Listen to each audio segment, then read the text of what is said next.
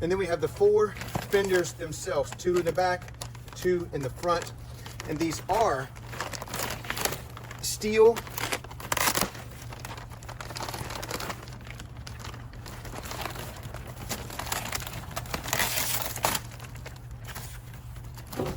These are steel plated.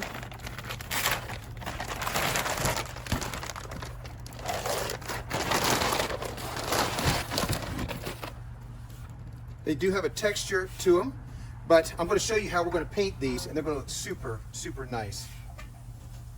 This is going to add a lot of structure to the Jeep. Let's get these things prepped for paint.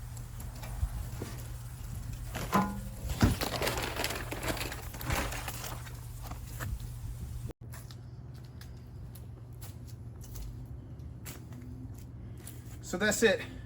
We're finally done with the install of the new Hooke Road tube flat fenders.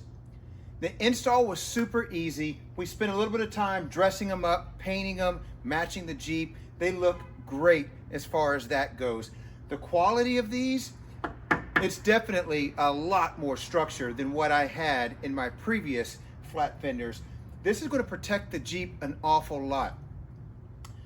Now, I do have to note, it is not a perfect fit.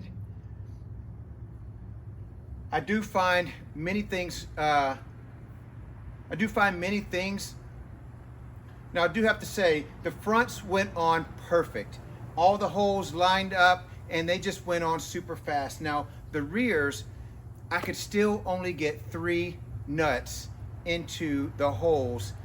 The holes just didn't line up in the rear. The fit on these are not perfect, but I think they're going to be a lot better than what I had originally, and they're going to protect the Jeep a lot. So I want to thank Hooke Road for sending me these. These are going to be really awesome to kind of help with being able to climb all over the Jeep and being able to, I want to thank Hooke Road for sending me these to test out on the Jeep. These look great, they're aggressive, and I like the way that they add a little bit more width here to cover up these big 13.5-inch tires. So thank you, Hooke Road.